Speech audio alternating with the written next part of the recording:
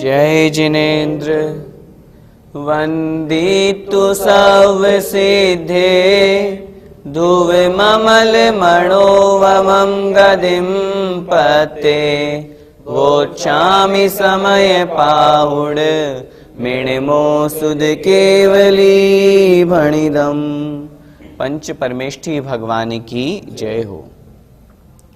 समयसार जी महान ग्रंथादिराज का हम बंध अधिकार पढ़ रहे हैं।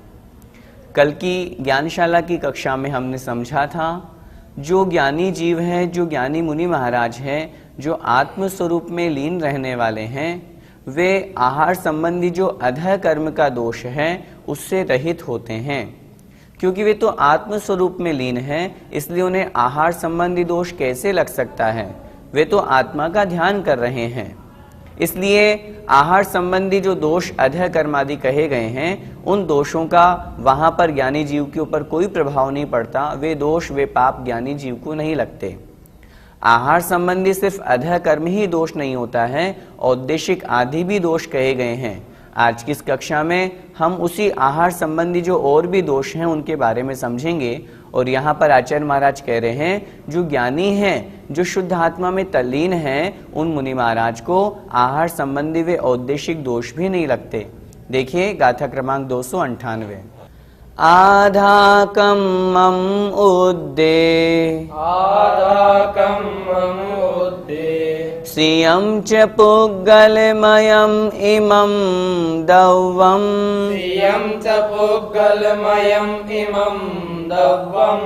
कहतं मम मम होदि कदम जम्निच्चमचेदणं गुत्तम।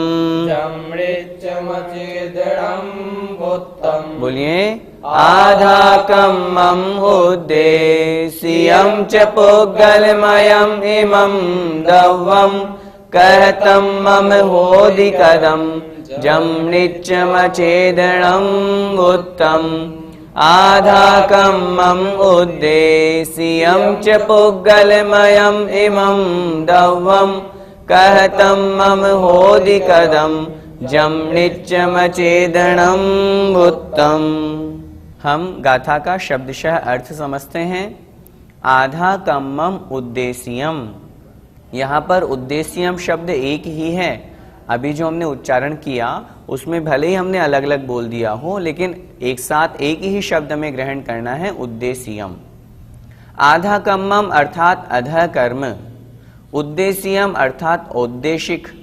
अधः कर्म से संबंधित, आहार से संबंधित जो अधः कर्म दोष है, अथवा उद्देश्यम अर्थात औद्देशिक दोष है। जम अर्थात जो, च अर्थात और, पुग्गलमयम अर्थात पुद्गलमय है, इमम दव्वम अर्थात यह द्रव्य। ये जो आहार संबंधी अधः कर्म का दोष है अथवा औद्देशिक दोष है, यह भी पुद्गल का ही द्रव्य है। कहतम मम होदि कदम, ज्ञानी जीव कैसा विचार करता है? कह मतलब कैसे, तम अर्थात वह कौन? वह दोष। मम अर्थात मेरा, होदी हो सकता है, कदम अर्थात किया हुआ। वह दोष मेरे द्वारा किया हुआ कैसे हो सकता है? अर्थात उस आहार संबंधी दोष को मैंने किया है, ये कैसे हो सकता है? क्यों नहीं हो सकता? क्योंकि वह तो ज्ञानी है, वह तो आप अपने आत्म स्वरूप में लीन है। जब आत्म स्वरूप में लीन है तो आहार संबंधी मन वचन काय कृत कार्य तन्मोदना, इन सभी से उनका त्याग होता है। इसलिए तीसरी पंक्ति में कह रहे हैं भगवान, कहतम मम होदि कदम, अर्थात वह जो आहार संबंधी अधः कर्म और औद्देशिक दोष है वह मेरे द्वारा किया हुआ कैसे हो सकता है? क्यों नहीं हो सकता? जम नित्यम अचेदनम वुत्तम। जम अर्थात जो, नित्यम अर्थात नित्य हमेशा ही, अचेदनम अचेतन, वुत्तम अर्थात कहा गया है। वह जो भोजन है वह तो पुद्गल है, उससे संबंधित जो दोष है वह तो अचेतन है, और वो जब अचेतन कहा हुआ है तो वह मेरा किया हुआ कैसे हो सकता है? बहुत स्पष्ट सी बात आचार्य भगवान यहाँ कह रहे हैं, क्योंकि ज्ञानी जीव का स्वभाव है ज्ञान दर्शन में तल्लीन रहना, ज्ञान दर्शन रूप स्वभाव को प्राप्त होना, आहार आदि करना, भोजन ग्रहण करना, अधः कर्म, औद्देशिक आदि जो दोष बताए गए हैं, जो 46 दोष बताए गए हैं, वो तो अचेतन हैं, वे तो पुद्गल के निमित्त से होते हैं, वो जीव के कैसे हो सकते हैं? यदि हम इनको जीव का मान लेंगे तो फिर तो ये जीव से कभी छूटेंगे ही नहीं, ये तो जीव का स्वभाव हो गए। लेकिन ये जीव के नहीं होते हैं, ये तो पुद्गलमयी द्रव्य हैं, इसलिए तो कह रहे हैं आचार्य भगवान पुद्गलमयम इमम दव्वम, ये तो पुद्गलमयी द्रव्य है। जब पुद्गलमयी द्रव्य है तो ये जीव के कैसे हो सकते हैं? ये तो अचेतन है। जब अचेतन है तो ज्ञानी जो शुद्ध अपनी आत्मा में लीन है, उन्हें आहार से संबंधित ये औद्देशिक दोष नहीं लगते हैं। एक बार फिर से गाथा का अर्थ देखें।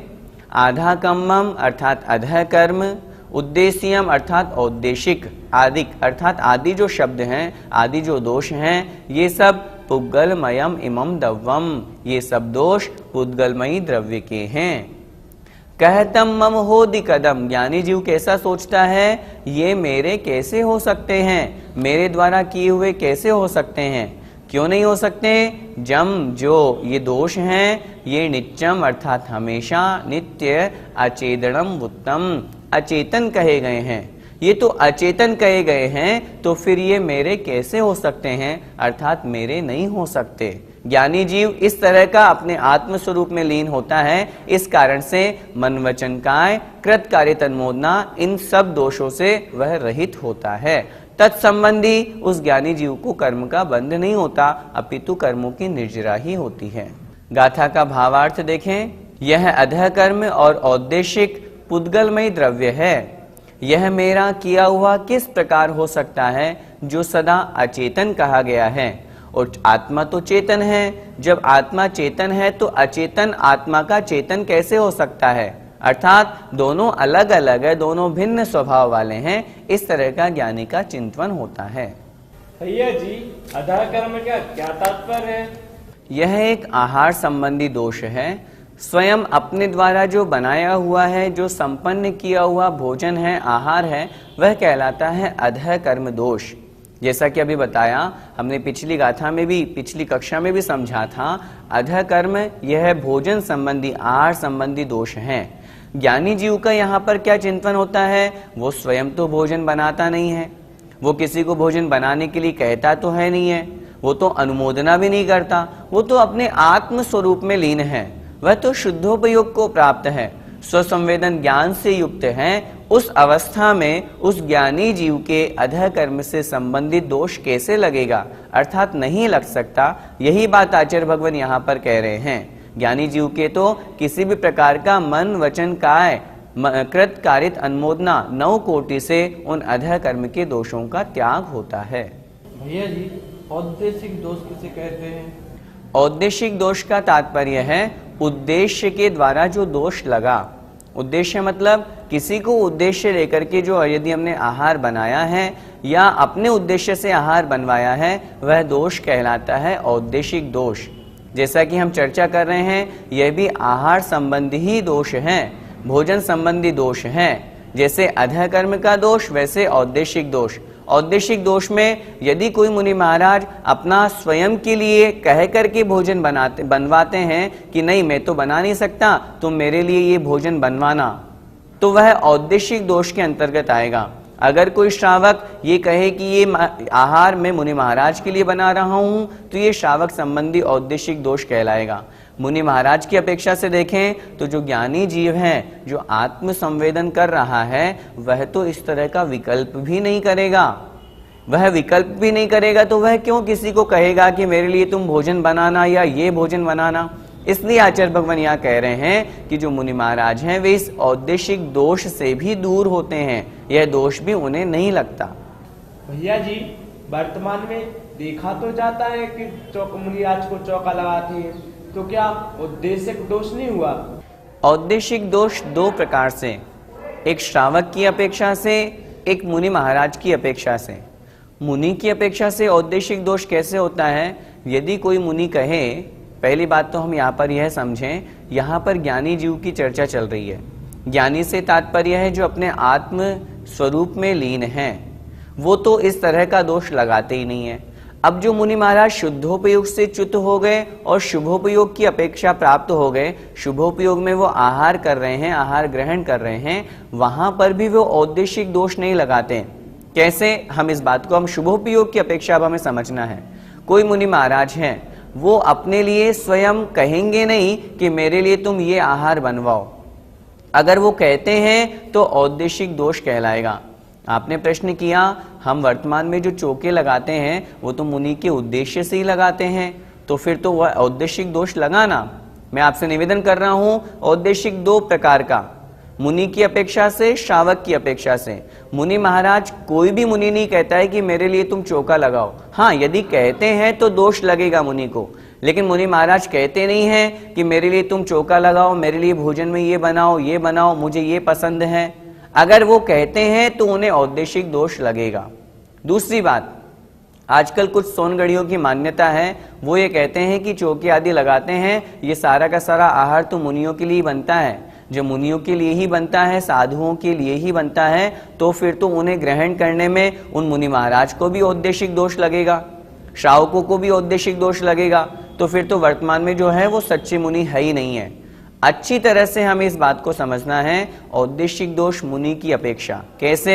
अगर मुनि स्वयं कह रहा है कि मेरे लिए ये चौके में ये बनाओ, मेरे लिए चौका लगाओ, तो दोष लगेगा। श्रावक की अपेक्षा कैसे? यदि श्रावक ये कहे कि ये आहार में मुनि के लिए ही बना रहा हूं, तो वह श्रावक की अपेक्षा से औद्देशिक दोष कहलाएगा। बहुत बार ऐसी स्थिति होती है, अगर चौके में मुनि महाराज को ये पता चल जाता है कि ये वस्तु सिर्फ मेरे लिए बनी है, तो वे मुनि महाराज उस वस्तु को ग्रहण ही नहीं करते। क्यों? क्योंकि वो औद्देशिक दोष के त्यागी हैं। लेकिन यदि श्रावक हैं, पूज्य मुनिश्री अपने प्रवचनों में बहुत बार कहते हैं, श्रावक ने भोजन बनाया, श्रावक ने चौका लगाया, मुनि महाराज यदि उसके पुण्योदय से आते हैं, बड़े भक्ति भाव से, नवदा भक्ति पूर्वक वो उन मुनि महाराज को आहार कराता है। लेकिन यदि मुनि महाराज नहीं आते हैं, तो वह उस भोजन का क्या करता है? उस भोजन को स्वयं ग्रहण करता है कि नहीं करता? जब वो स्वयं ग्रहण करता है, तो फिर वह भोजन मुनि के लिए बनाया हुआ कैसे हो सकता है? हाँ, अगर वो स्वयं भोजन ग्रहण नहीं करें, वो तो ये संकल्प लेकर के भोजन बनाएं कि मैं तो मुनि के लिए ही भोजन बना रहा हूं, मैं तो साधुओं के लिए भोजन बना रहा हूं, यदि वो आएंगे तो खिलाऊंगा, नहीं आएंगे तो मैं फेंक दूंगा। उस भोजन को हम फेंकते हैं क्या? नहीं फेंकते। बड़े प्रेम भाव से, स्नेह भाव से और अच्छा अपना पुण्योदय मान करके कि देखो आज मुझे मुनि महाराज के निमित्त से शुद्ध भोजन करने का सुअवसर प्राप्त हुआ है, इस तरह का भाव रख करके उस शेष बचे हुए भोजन को हम स्वयं ग्रहण करते हैं। उस भोजन को जब हम स्वयं अपने लिए बनाए हैं, तो फिर वह औद्देशिक कैसे हो सकता है? अपने यहाँ तो श्रावक के कर्तव्य में लिखा है, मुनि को भोजन दे फेर निज करहि आहारे। हम आहार कब करेंगे? मुनि महाराज को आहार दे करके। तो मुनि महाराज को आहार देंगे तो क्या आहार नहीं बनाएंगे, भोजन नहीं बनाएंगे? अरे भाई, भोजन बनाना है तो वह मुनि के लिए बनाना है, हम ऐसा क्यों सोच रहे हैं? आचार्य श्री क्या कहते हैं, यदि हमें कभी चौका लगाना है, हम क्या करें? अपने घर से सामान लें, सामान लेकर के जहां मुनि महाराज हो वहां पर पहुंचें, वहां पहुंच करके संकल्प लें, मैं यहाँ 10 दिन रुकूंगा, 10 दिन में स्वयं शुद्ध भोजन करूंगा, अगर मेरा पुण्य उदय हुआ मैं मुनि महाराज का पड़गाहन करूंगा, आचार्य श्री मुनिश्री कोई आते हैं मैं उन्हें बड़े भक्ति भाव से, नवदा भक्ति से उन्हें आहार दूंगा, अगर नहीं आते हैं तो मैं खुद शुद्ध भोजन ग्रहण कर रहा हूं कि नहीं? अगर हम ऐसा मानेंगे कि मुनि के लिए ही भोजन बनाया हुआ है, तो यह औद्देशिक दोष है। हाँ, अगर कोई मुनि महाराज एक ही चौके में जाए, अगर कोई मुनि या आर्यिका ये कहे कि मुझे तो वहीं जाना है, मुझे तो वही खाना है और अपनी मनपसंद का भोजन बनवाते हैं, तो उनके मूल गुणों में दोष है। तो वे औद्देशिक दोष के भागी कहे जाएंगे।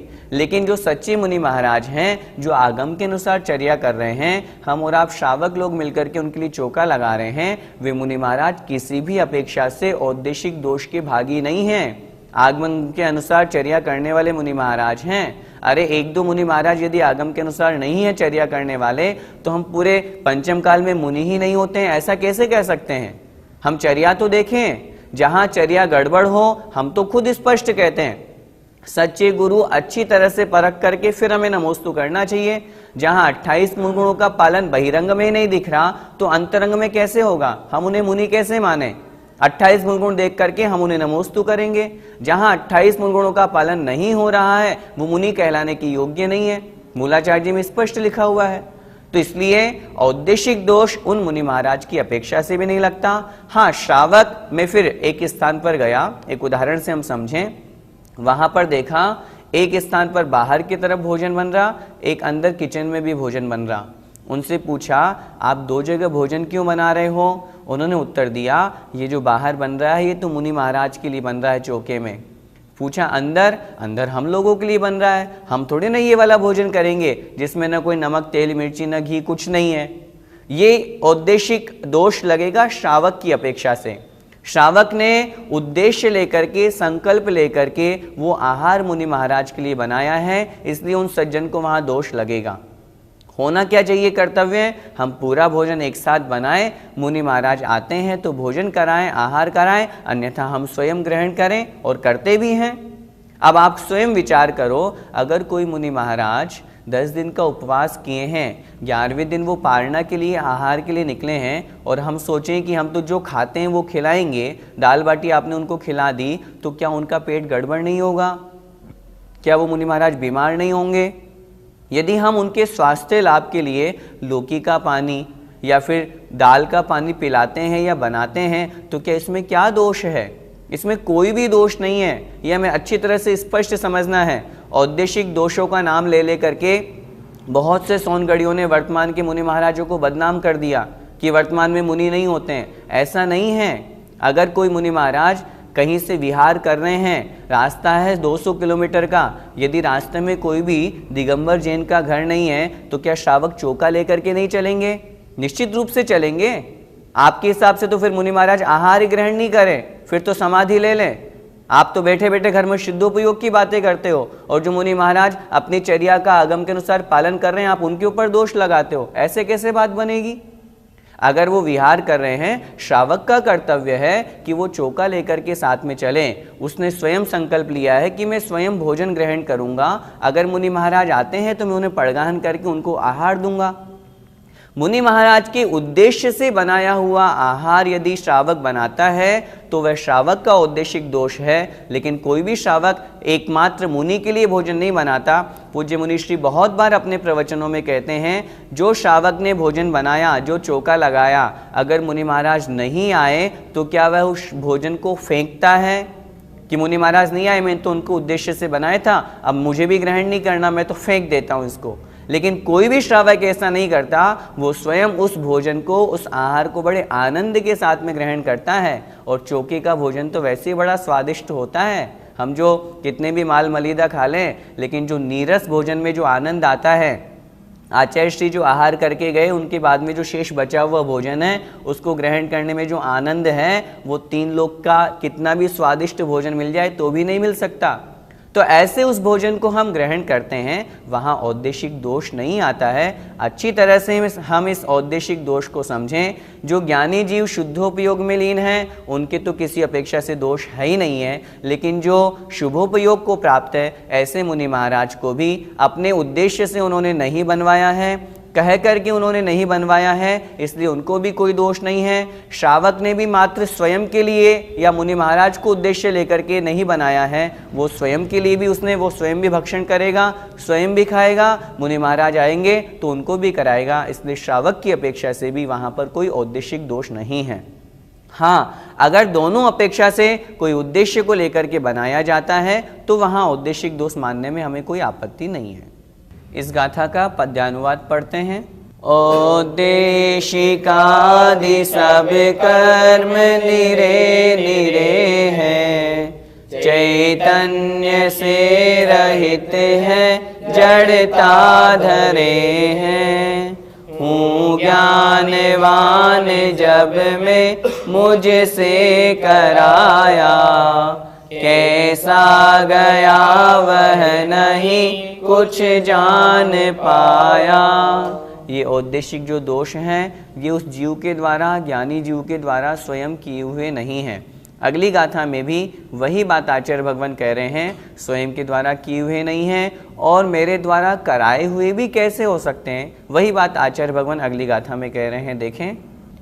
आधाकं मम उद्दे, आधाकं मम उद्दे, सियं च पुग्गलमयम् इमं दव्वं, सियं च पुग्गलमयम् इमं दव्वं, कहतं मम कारविदं, कहतं मम कार्यविदं, जम्निच्चमचेदनं वुत्तम।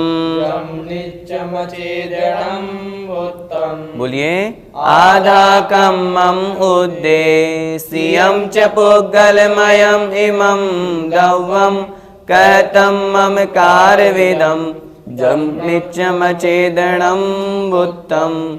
आधाकं मम उद्देश्यं च पुग्गलमयम् इमं दव्वं, कहतं मम कारविदं, जम्निच्चमचेदनं वुत्तम।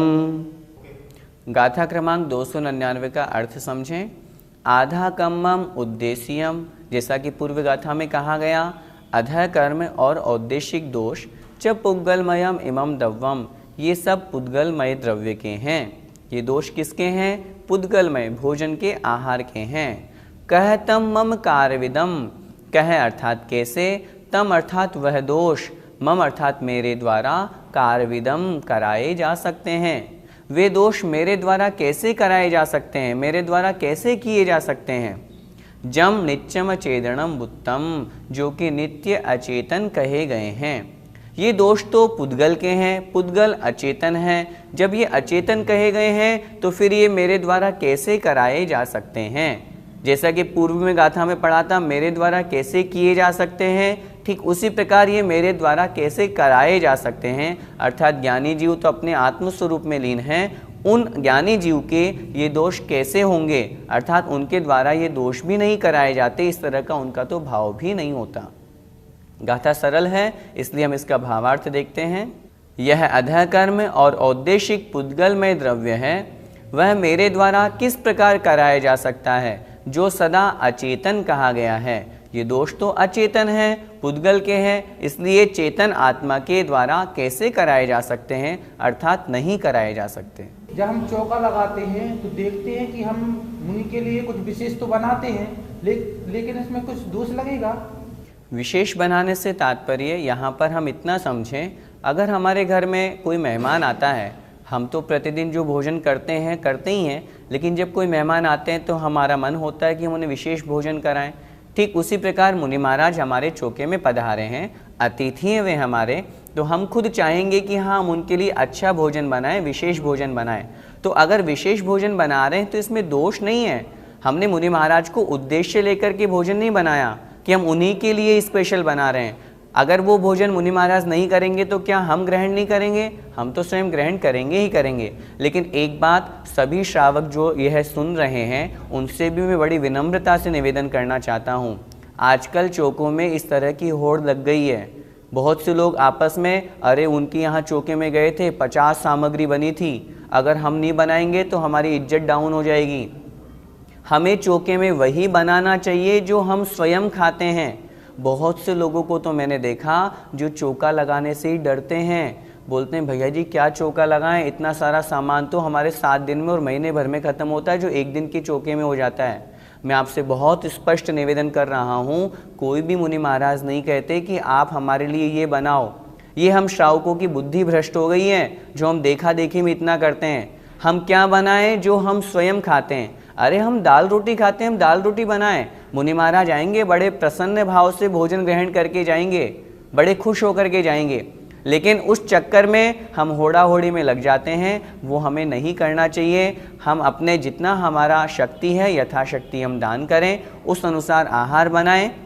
उद्देश्य को लेकर के आहार नहीं बनाएं, अपने स्वयं की प्रसन्न भावों से आहार बनाएं और उन्हीं भावों से आहार दें, तभी हमारा आहार दान देना सार्थक है। बड़े प्रसन्न भाव के साथ में नवधा भक्ति से आहार हमें देना चाहिए। आज की जो हमने 2 गाथाएं पढ़ी उसमें अच्छी तरह से औद्देशिक दोष को समझना चाहिए। हमें अपने उद्देश्य से बनाया हुआ, मुनि के उद्देश्य से बनाया हुआ आहार में दोष मानना चाहिए, लेकिन जहाँ ये दोनों नहीं हैं, जहाँ श्रावक ने उन मुनि को उद्देश्य लेकर को नहीं बनाया और मुनि महाराज ने स्वयं अपने उद्देश्य से नहीं बनवाया, वहाँ ये दोष नहीं लगते हैं। हाँ, अगर कोई मुनि खड़ा होकर के अपना आहार बनवाता है, अगर किन्हीं को कहता है कि नहीं मेरे लिए ये आहार में होना चाहिए, खुद नहीं कहता, अगर अपने संग के ब्रह्मचारी ब्रह्मचारिणियों को भेज देते हैं कि मेरे लिए आहार में ये बनवाओ, तो वो भी दोष लगेगा। उस दोष को तो हम भी स्वीकार करते हैं, वे मुनि महाराज का आहार संबंधी दोष हैं, मुनियों को ऐसा नहीं करना चाहिए।